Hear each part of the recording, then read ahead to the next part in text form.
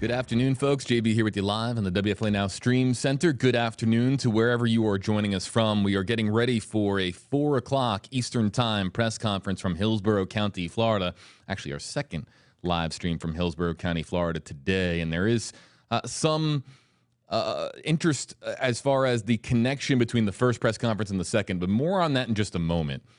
We are learning more about major cold case developments in the 1983 murder of 19-year-old Barbara Grams, the story that you can read about right now on WFLA.com, the WFLA app. The press conference is about to get underway here in just a moment. We'll show you a live feed of the presser. In fact, they're doing mic checks right now.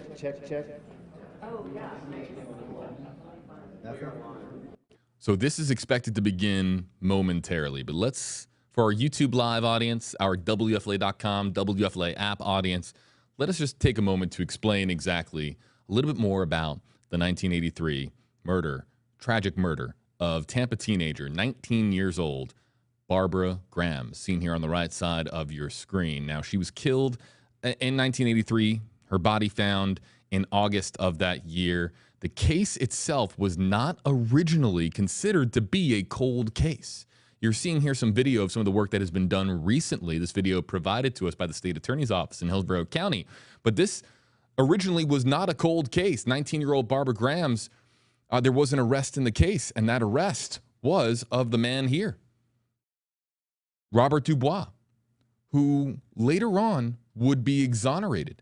In 2020, exonerated. He would serve decades behind bars for a crime that he did not commit. He was exonerated as part of work by the Florida Innocence Project that proved that he did not commit the crime. Attorneys working with various crime investigative units found that rape kit samples from Graham's case did not match Dubois' DNA, so he was exonerated. And then, of course, this now became a cold case because of Dubois' exoneration back in 2020, 2 years ago. So who is responsible for the murder of 19-year-old Barbara Grams back in 1983 in Tampa, Florida? We're moments away from perhaps finding out some massive developments, a breakthrough in the case as we understand it, from the state attorney's office in Hillsborough County. Now, this is where things get particularly interesting. You might remember we had a live stream just earlier on today. Governor Ron DeSantis coming to Tampa and suspending Hillsborough County State Attorney Andrew Warren under, of course, the Florida State Constitution, accusing Andrew Warren of being selective on the crimes that he was prosecuting as state attorney for Hillsborough County. So we originally got word that Andrew Warren was not going to be part of this major press conference to announce details and developments in the 1983 cold case investigation of Barbara Grams' murder. However, we're now being told that despite his suspension and removal from his position, his post as state attorney in Hillsborough County, Andrew Warren will, in fact, be at this press conference.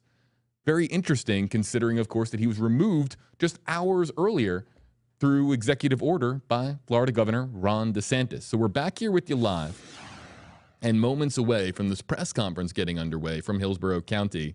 I'm sure that you're going to hear a little bit more about Robert Dubois, who was convicted for the murder, put on death row, but after 5 years of various appeals, his penalty was changed to a life sentence. And thank goodness it was changed to a life sentence and not ending up as the death penalty, because he was later exonerated as DNA evidence would come out that would prove that he did not commit the murder of 19-year-old Barbara Grams, seen here on the right side of your screen. So we're live from the Hillsborough County Sheriff's Office. The press conference, the time is now 4:04 Eastern Time. The press conference about to get underway. We want you to be able to hear the significant developments that they have made in this case, whether or not they have determined who, in fact, is responsible for the murder. And let me make this clear as well. It was a rape and a murder of 19-year-old Barbara Grams. Her body found in August of 1983. She was just 19 18 years old. So whether or not we find out nearly 40 years later who actually committed this horrific crime, we're about to find out. Again, in a press conference that we're going to be streaming here live on WFLA Now across all platforms. Right now, we are live on the WFLA YouTube page, saying hello to those of you joining us, seeing some folks. And I want to go to Nadine's comment. And Nadine, if you stand by for just a second, I'm going to animate your comment on screen.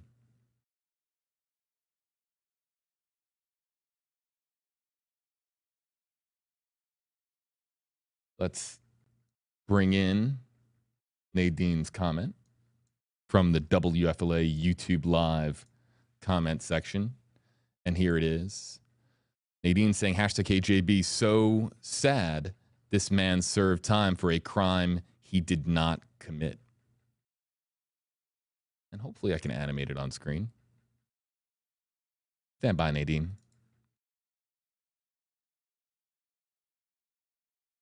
Oh, that's why.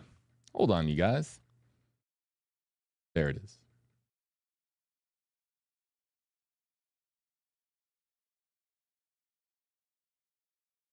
I think I had it for a moment. Nadine's comment. So sad this man served time for a crime he did not commit. And it is. It is sad that Robert, sad doesn't even begin to describe what it must have been like for Robert Dubois being told that he was going to get the death penalty for a crime that ultimately DNA would exonerate him from nearly 4 decades later. Of course, they removed him from death row. They changed his sentence to a life in prison. But my goodness, to spend nearly 4 decades behind bars for a crime that you didn't commit, there are no words that describe what that is to a human being, to have been exonerated from a crime that you didn't commit after watching more than perhaps around nearly roughly half of your life and more than that of your adult life, watching the time go by from behind bars and not being able to experience life. Just absolutely terrible. And I think that some people here in our comment section, I see some comments coming in. But again, the advent of DNA technology, the advancements in DNA technology, being able to help detectives and forensic crime units, forensic crime investigators to piece together who is actually responsible for these crimes. Truly a part of science that does not go unappreciated. Our forensic crime units in Florida and across the country do incredible work to not just provide justice to cases in the present, but also cases as well in the past. Again, we're live here from the state attorney's, or I don't actually believe it's from the state attorney's office. I believe that they have moved the location. But we are live from a press conference that is about to get underway. And we do have some names up here on the board. So I think we're going to learn more about the individuals that we have up here in the upper left-hand portion of your screen. We see somebody mentioned here that is currently already serving 1 life sentence and another person who is currently serving 3 life sentences. So their connection to Barbara Graham's, I'm sure that we will learn about it momentarily when the press conference actually gets underway. Here live from Hillsborough County, Florida.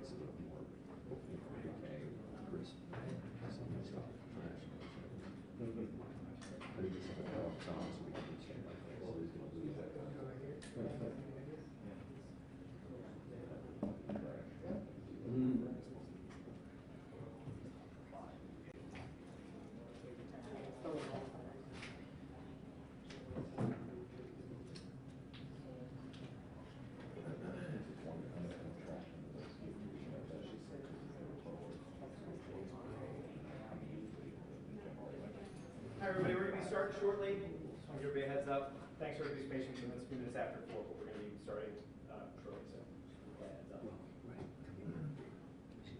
We will take an opportunity, as you just might have heard there, they made the announcement in the room that the press conference is going to begin momentarily. I want to spotlight some of the commenters. Of course, you can use hashtag HeyJB in the Facebook Live or YouTube Live comment section to get my attention. Then we can animate your comment on screen if you use that hashtag. And we have this one from Vita Bella, hashtag HeyJB. That man can never get those main years of his life back. And that is a painful truth, painful to no one more than Robert Dubois, who was again exonerated in the murder of 19-year-old Barbara Grams from 1983. He was exonerated back in 2020, nearly serving 4 decades behind bars, losing the prime of your life, the adult years of your life. That is something that you can never get back. It was thanks in part to the work of the Florida Innocence Project and the 13th District's Conviction Review Unit that you've been seeing some video playback of here as well. As I understand it, that was the CRU, the Conviction Review Unit. So Robert Dubois exonerated, but then, of course, that leading to the question and the emergence of a cold case. Who is responsible for the 1983 cold case murder of Barbara Grams? We might find out within moments as the press conference is very close to getting underway here live from Hillsborough County, Florida.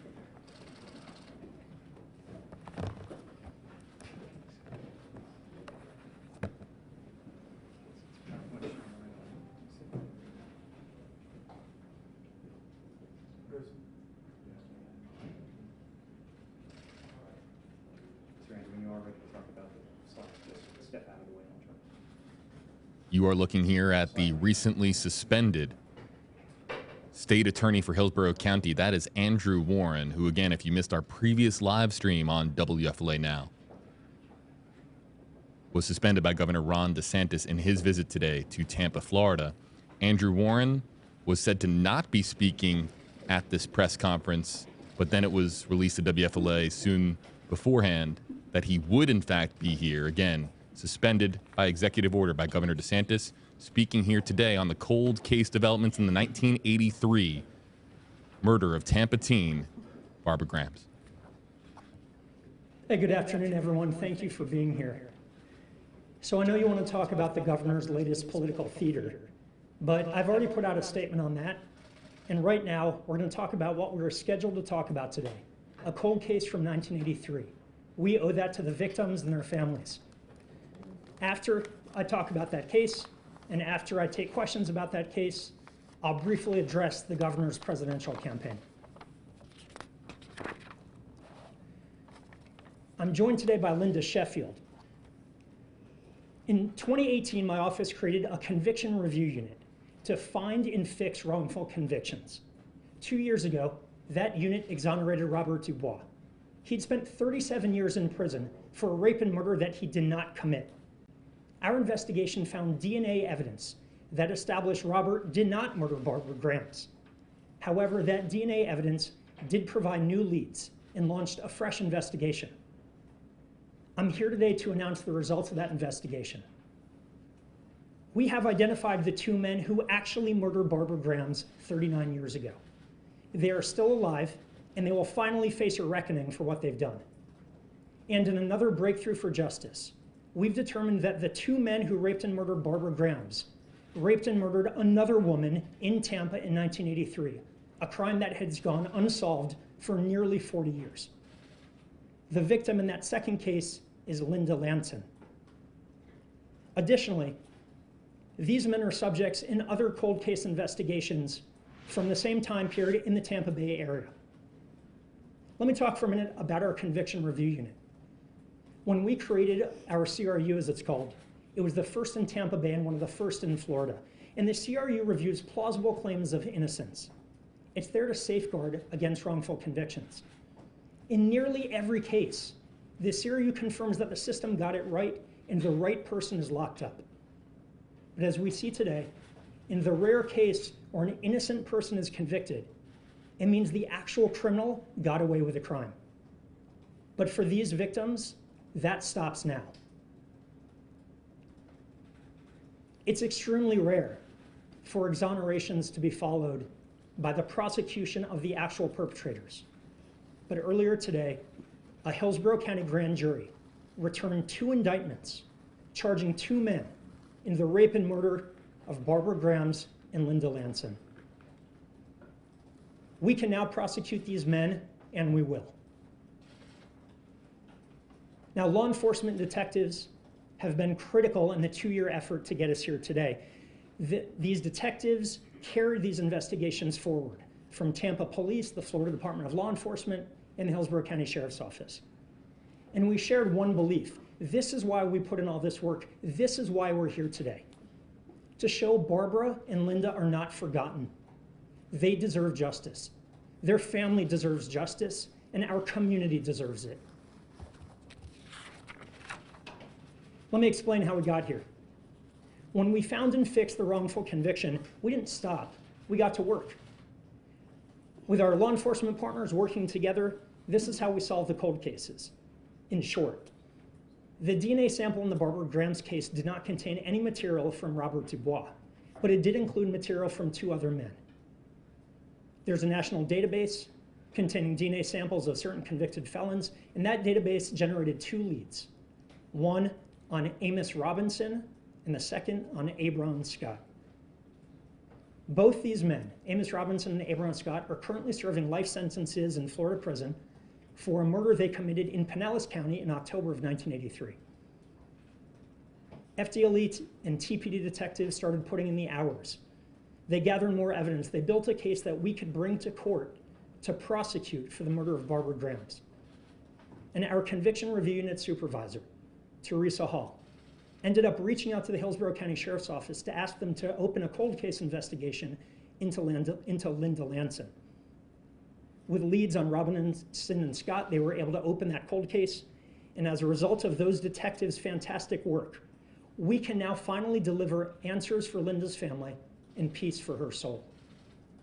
These two men, Amos Robinson and Abron Scott, murdered Linda Lanson. We now know that these two men carried out a sinister spree of rape and murder in Tampa Bay in the summer and fall of 1983. In July, Linda Lanson was found at the end of a Memorial Highway in Town and Country. She had been raped, shot in the head, and dumped in the bushes. In August, Barbara Grams was found behind a dental office in Tampa Heights. She had been beaten to death and raped. In September, Herminia Castro was found in a vacant lot in East Tampa.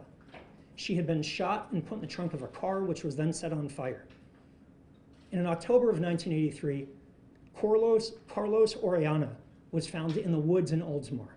He'd been kidnapped, beaten, and run over with his own car. Now, Robinson and Scott were arrested and prosecuted for the murder of Orellana, and that's the crime for which they're serving a life sentence now. In 1991, 8 years after the offense, the state attorney's office charged Amos Robinson and another man in the murder of Herminia Castro, but that case never made it to trial because of lack of evidence. Since then, Robinson's actually killed 2 more people while he was in prison inmates. We've now connected Amos Robinson to 4 murders in a span of 103 days in Tampa in 1983, and Abron Scott to 3 murders. These men are serial murderers and rapists, and although they're already serving a life sentence, their crimes against Barbara Grams and Linda Lanson cannot and will not go unpunished.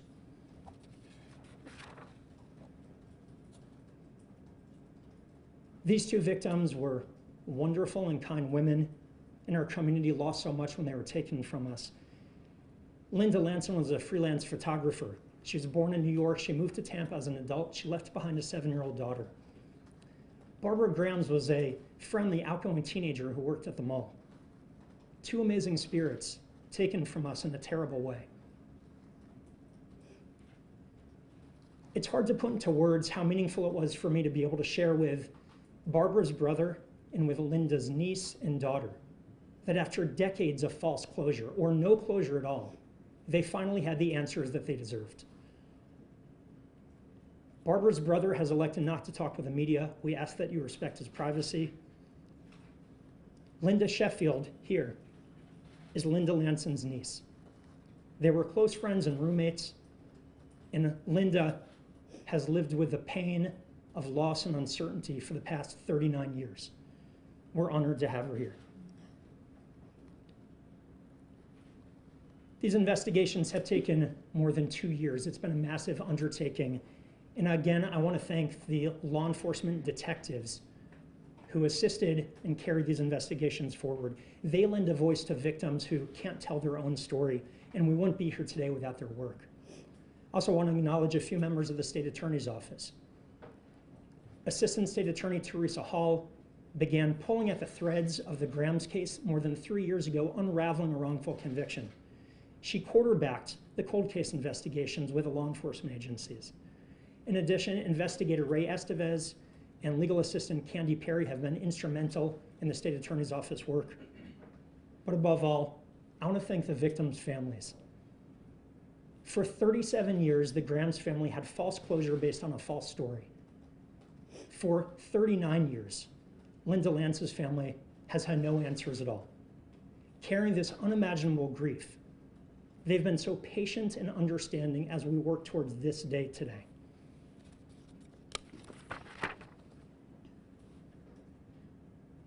Before I finish, I want to make sure there's one thing everybody understands.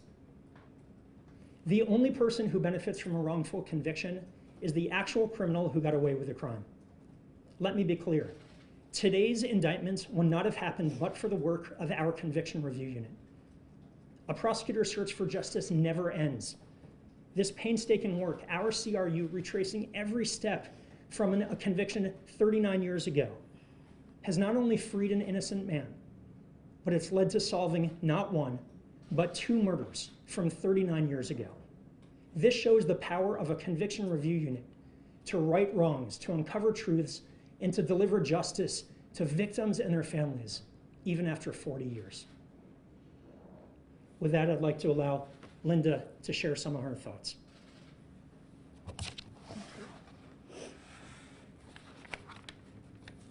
I am, excuse me. I'm Linda's namesake. She was my role model. She was a very strong, determined, warm, and wonderful woman that I personally depended on growing up. She taught me to count to 100. She taught me how to put on makeup. We go back. It was the beginning of my life. She was everything. These 2 men not only robbed me, but they robbed a 7-year-old little girl of her mother. I don't know if any of you have children, but she kept asking, is that my mother's car? Is that my mother's car? Where's my mom? Because she couldn't wrap her brain around what had actually happened. There are no words to describe what it is to go through 39 years of grief and not knowing what had happened. You know, I think at some point you stop and you forget about the criminals and you start to realize the void that's not there. You know, the void that is there for someone that helped you for so long. And today I still have pictures of her all over my house. I have her paintings. She was an excellent artist, as well as a photographer. I have those still hanging in my home because she'll never, ever truly be gone. What Andrew has done here is so needed, not only for myself, but there are so many families. This doesn't go away. When they're initially murdered, the shock is there. But 39 years later, the shock is no longer there. But the void stays, and the pain stays, and the crying stays. It doesn't go away. Our family is so grateful to Andrew, to Teresa Hall, who, with her dogged determination, not only went after these 2 men, but then went one step further to say, what else have they done?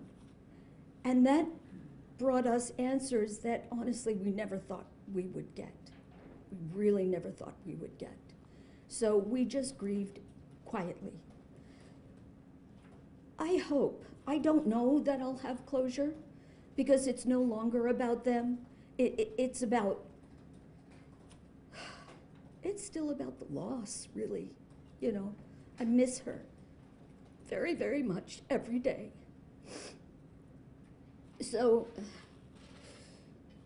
with people like Andrew here that are really there for the people, for people that need him to do what he did and did it so well, I keep saying thank you, and he keeps saying no, and I keep saying thank you, and he keeps saying no. But it's true. It's true. We need this, and we need it here, but we also need it all over the state. It's so important for him to spread the word and make it happen if you can. Can you do that? Okay. So my apologies for my tears. As I said, the pain, it never does. It never goes away. Never does. But hopefully we'll get some closure. Does questions? I don't know where to go from here. That's fine. So Linda Lamson's daughter was not interested in speaking with the press, and I ask that you respect her privacy as well. She did prepare a statement that she asked me to read.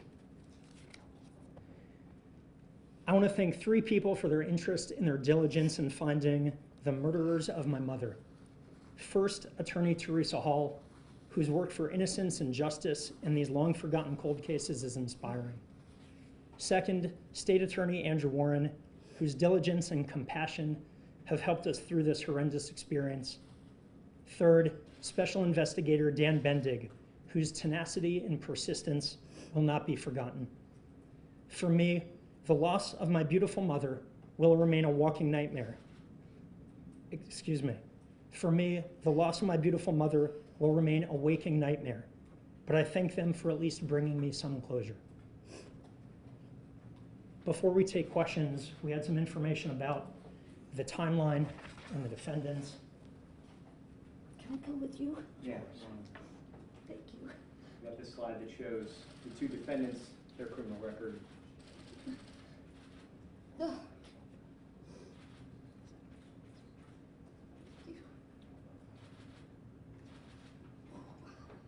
There's a picture of Linda and Barbara.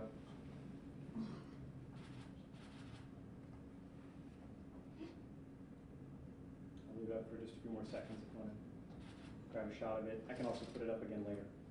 And then Andrew mentioned the timeline of all these different killings, and we've got that laid out here that show July, August, September, October.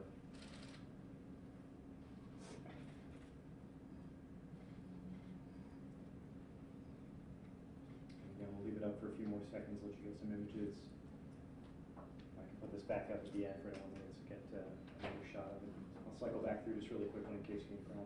Picture of Linda, Barbara, and the men who took her away.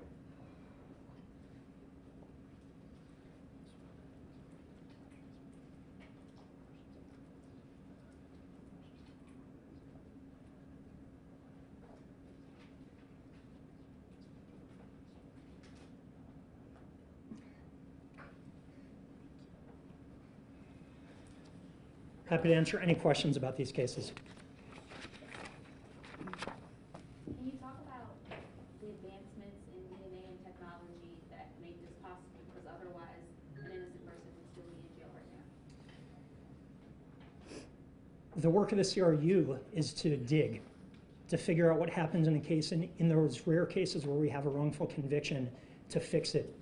In this case, because we were able to use DNA evidence that wasn't available in 1983 at the time, we were able to definitively determine that Robert Dubois was not the murderer in this case. And it led us to these 2 other people. In terms of the sample that you're using to process the DNA, was that something that was collected in 1983 and never able to be processed on that level, or how did that work? Where did that come from? The DNA sample in these cases came from rape kits that were collected and stored at the medical examiner's office. They had never been evaluated. Again, back in 1983, the technology really didn't exist. DNA evidence was at its infancy. But today, in 2020, and over the past couple of years, we've had the ability to take those samples, run them through national and state databases to get leads, and then build investigations from there. So is it like they were collected at the time because the technology was emerging and so maybe they would be used in the future, or? They were collected at the time because it was standard practice at the time to collect them.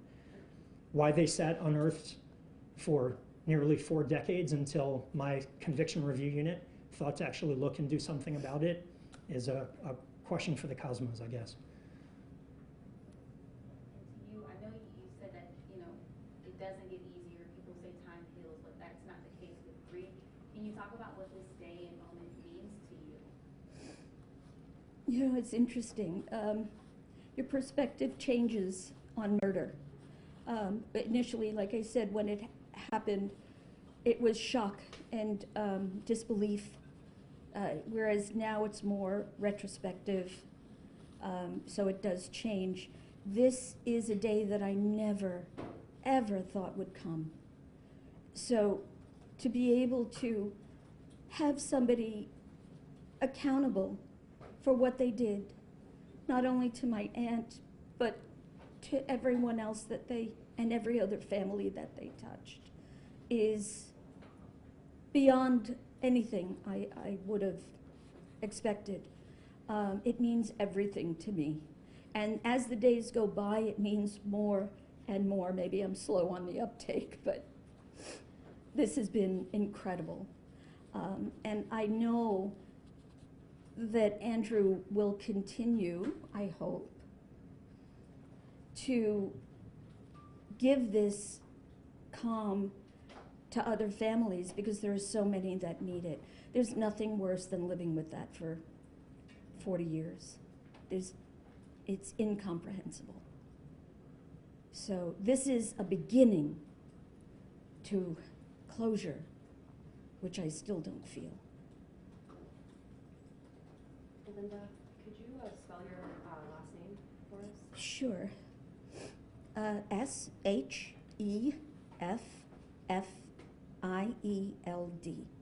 And how old are you? I'm 67. You live here in Tampa? Or? No, I don't live in Tampa. I live in Florida, but further south. Okay, thank you. You're welcome. Can you say what city? Or what area, what county? What county? Manatee.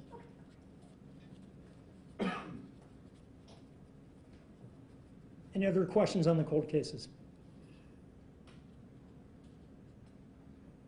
Okay.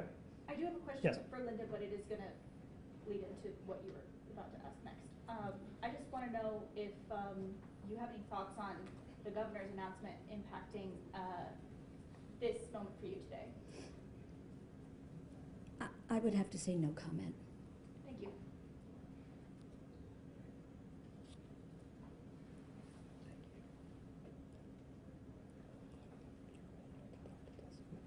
so glad you're here. There I go. I'm dismissed. Yes.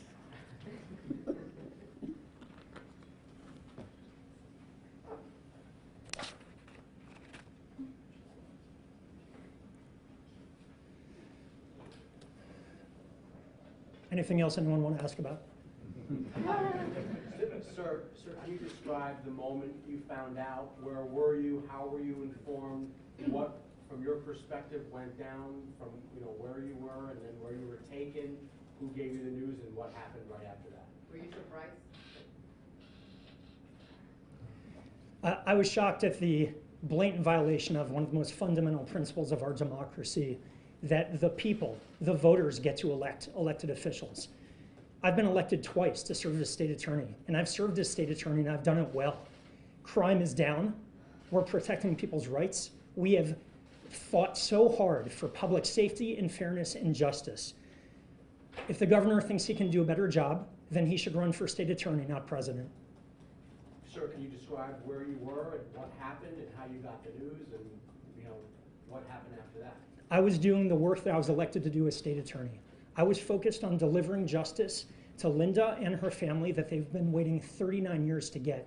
I was making sure that everything went as it was supposed to today with charging these cases, and I was overseeing an office of 300 people that keep 1.5 million people safe in Hillsborough County. So while the governor wants to do his sideshow with his cronies, I'm the one who's upholding the law and keeping the community safe. Are you planning on challenging this suspension, and where do you go from here? I haven't even looked at the order yet because I woke up to do my job today, and that's exactly what I did. Now, I've heard it contains a lot of conjecture and lies, and just based on the governor's track record with unconstitutional orders, I have a feeling that this is going to be just as unconstitutional as the 15-week ban abortion, the anti-protest law, and a dozen other things that the governor signed. What kind of precedent do you think this potentially sets? The governor is trying to overthrow the results of a fair and free election. 2 of them, actually. And people need to understand, this isn't the governor trying to suspend one elected official. This is the governor trying to overthrow democracy here in Hillsborough County. What's your response to the governor saying that you're putting yourself above the law, essentially, by signing those letters saying that you wouldn't prosecute abortion cases or enforce bans on pre-assignment surgeries for youths? So again, I didn't see the governor's press conference, the circus, whatever he put out there. What I know, if you want to talk about the abortion ban, when I became state attorney, I put my hand on the Bible, and I swore to uphold the U.S. and the Florida Constitution. And under the Florida Constitution, the 15-week abortion ban is unconstitutional. And it's not just me saying that, it is a court of law that has said that. The governor's bill has already been thrown out. Now, it's subject to other appeal, but while the governor is hoping that the Supreme Court ignores the law in Florida, I'm the one upholding the law. I'm the one protecting people's rights. I'm the only one at this moment who's actually making sure that we are following the law in Hillsborough County. Are you worried that this project will be the last, the one we just saw you discuss here, are you worried this will be your last major project as state attorney? No. Do you have a response to Sheriff Conister and the other law enforcement officials who spoke out against you at the news conference this morning? Basically agreeing with Governor DeSantis' stance? Again, I didn't see what they said. I didn't hear what they said. I do think the irony is a little rich. I heard Chief Dugan was there, excuse me. He was. Former Chief Dugan was there. The man who opposed his own detectives looking into this cold case, the man who tried to obstruct this investigation to deliver the justice that these families deserve, he's talking about who's following the law. That's some rich irony. Have you had any abortion cases brought to you, gender reassignment, surgeries, anything like that? Any cases involved with what the governor talked about? We've had none. None of those cases have been brought to us. We're not anticipating those cases being brought to us. You should go ask the sheriff whether he's had those cases and whether they're investigating, arresting people for that. Because when they do and they bring us a case, we'll evaluate it, and we'll evaluate that case on the merits, like every other single case we do in the office. But at this point, again, from what I've heard, the governor's order is just based on pure conjecture and lies about what he thinks I'm going to do with cases that haven't even come before me yet. Do you think he's trying to make an example, kind of a chilling action here? I think the governor is trying to make a good impression on the Iowa caucus voters for 2024. Can you say more about Chief Dugan? I thought the Linda Lancer, or was a Hillsborough Sheriff's Office case? So The Barbara Graham's investigation Barbara was Tampa Police Department. Okay. The end of the order talks about you packing up your things. Have you done that? No, haven't yet. Are there plans to do that? You're obviously still here holding this press conference. People just questioning, do you plan to step down or have someone take over for you? Again, I haven't even looked at the order yet, so I don't even know where to start with all the nonsense that the governor's throwing out today. But you think you'll be, you said no to my question, so you think you'll be back doing this job as state attorney at some point? I'm still doing this job as state attorney. I'm the twice duly elected state attorney of Hillsborough County, and the governor signing something with a pen or a crayon doesn't change that. You're still doing the job as state attorney? What do you mean by that? Are you going to be, do you have power to still decide on prosecutions? I'm still the duly elected state attorney of Hillsborough County. Next question. All right, thank you very much, everyone. Andrew Warren reacting to his suspension by Governor DeSantis just earlier on today. The very latest on that story and more, including the cold case developments in the 1983 murder of Barbara Graham's on WFLA.com, the WFLA app.